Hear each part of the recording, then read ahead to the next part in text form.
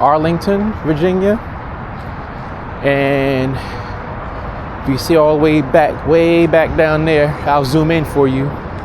That is the tower for Reagan National Airport.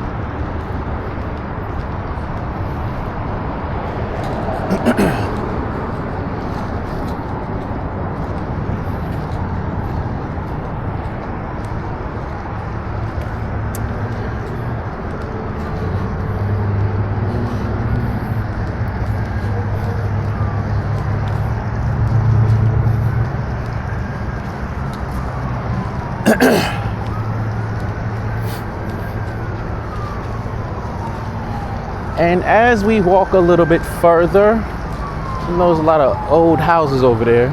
Not sure the year of them, but I'm pretty sure they're pretty old. Historic in nature, we'll say. We are at Benjamin Banneker Park.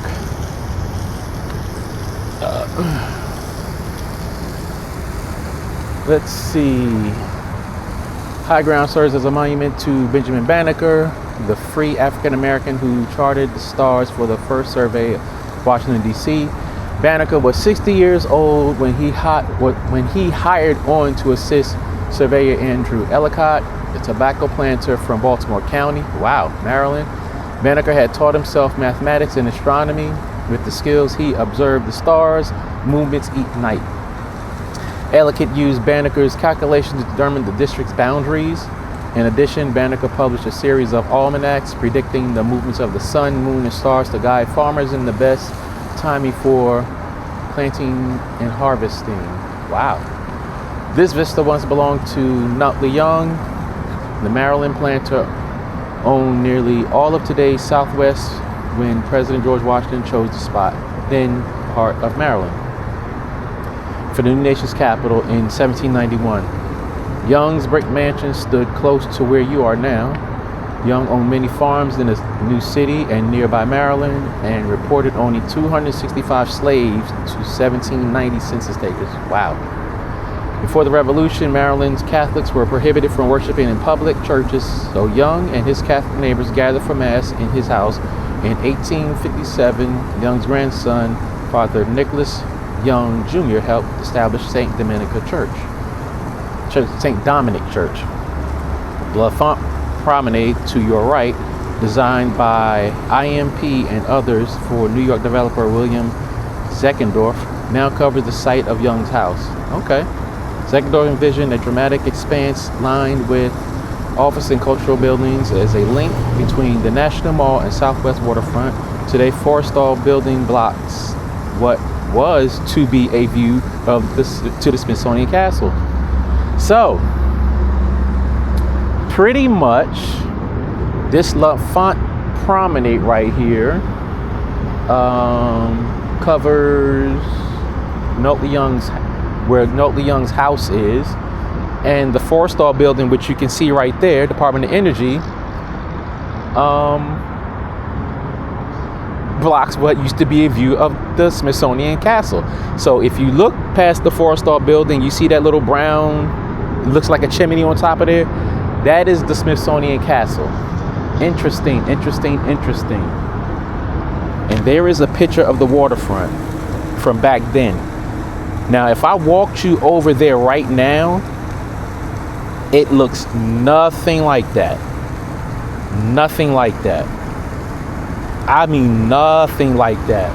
As you can see right here, right over there, even these buildings right here don't even look like when I first started working down here in 2006.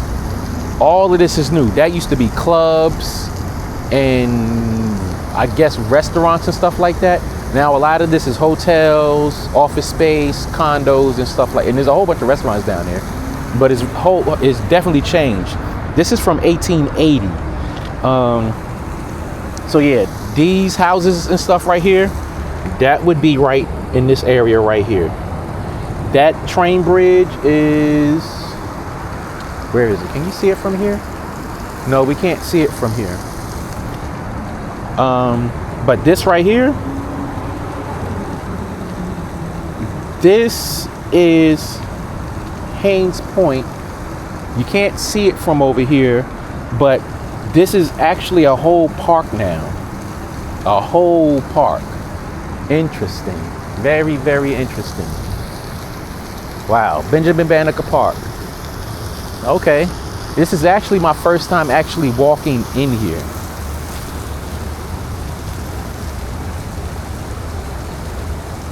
Benjamin Banneker, 1731-1806, was born a free black in Maryland near the headwaters of the Chesapeake Bay. With very little formal schooling, he became America's first black man of science, an accomplished mathematician, astronomer,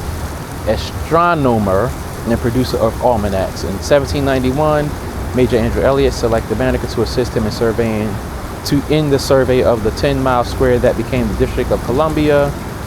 10-mile square? Wow, okay. Banneker's astronomical work contributed significantly to making the boundaries of the new capital of the United States exact.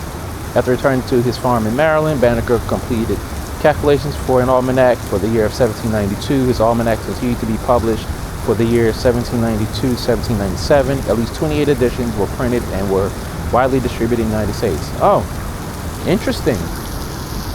Very interesting. Very, very interesting. I don't know what that building is. I'm going to assume it's a government building.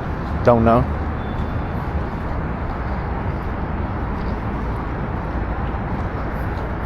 But yeah, that's what I got for you today. Nice little stroll. Check out a few sites.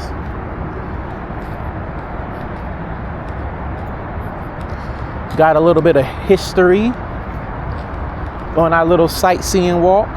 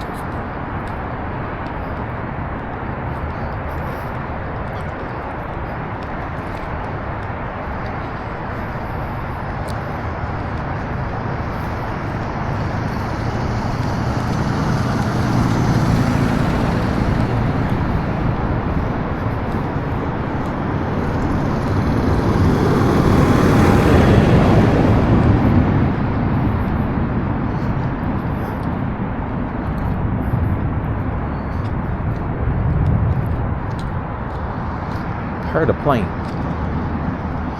Don't know where it is.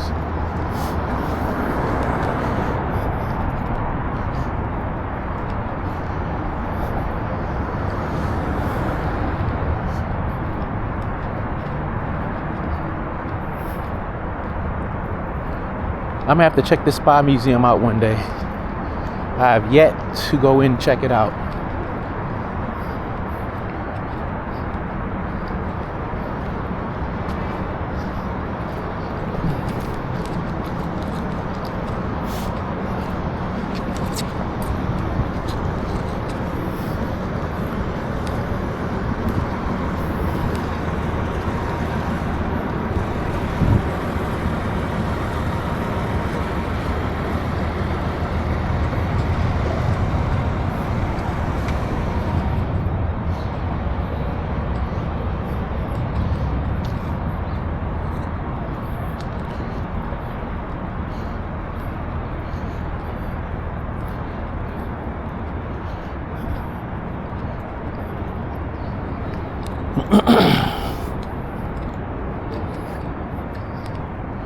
Getting they smoke on, boy.